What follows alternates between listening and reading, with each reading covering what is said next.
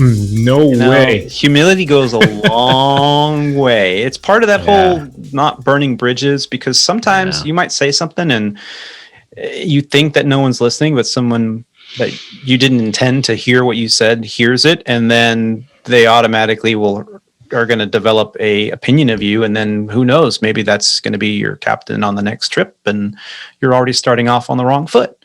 Yeah. So don't be that guy. That's the point of all this. Don't be that guy. I mean, it's all cool. We all do it. We all sit there and go, "Oh, it was a good landing." I remember in Deer Valley. I'm going to go flashback to Deer Valley, circa 2004 or something like that. I'd come in for a landing, and one time I saw the flight instructor told me, "Look up in the control tower. Look up in the control tower." And as I'm taxiing, by, I look up in the control tower and I see a big white sign, and it said 7 on it from the control tower. And I'm like, "What's that?" He's like, "He rated your landing. He said it was a 7." I was like, "You're kidding me." So he's like, "You better make this next, we're taxiing back. You're going to do one more, full stop taxi back. I want to see at least a 9 or a 10. And sure enough, I was like, I was sweating. I was white knuckling the yoke, and I was coming down. I'm like, I was going to make this a 10. I've got to do it. I've got to do it. And I came in, and, it was a pretty good landing. I was in a Piper Arrow. No, I was in a Piper Archer. And it was a good landing. He was like, "Oh, that was good." And as we taxied back, I got a 9.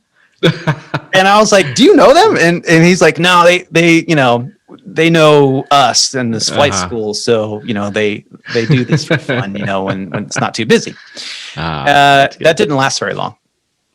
Because what had happened, what I heard had happened allegedly, was that they were doing that. And there was a very attractive woman who drove her Corvette onto the ramp to get into her airplane, and they saw a student do a very bad landing, and they gave them like a 3, and she didn't know that's what was happening. She looks up and sees a guy holding a sign that says 3, and she thought that they were judging her. She thought she was on the app Hot or Not or something, and she's I guess, like, right? "Yeah."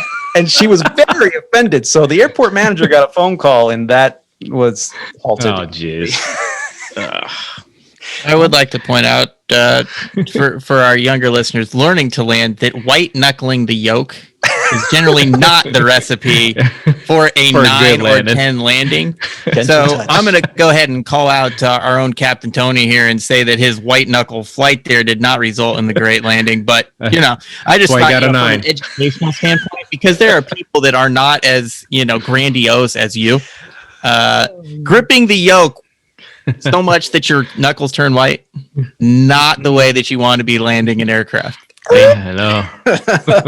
Gentle touch. You have to fight with your fingertips. Finger and thumb. Fingertips. Trim is your Unless friend. you're trying to fly a Seneca, but that's besides the point. Yeah, right. Yeah, Seneca. Add a little up trim. Yeah. Within it's a lot up 3 trim. trims down.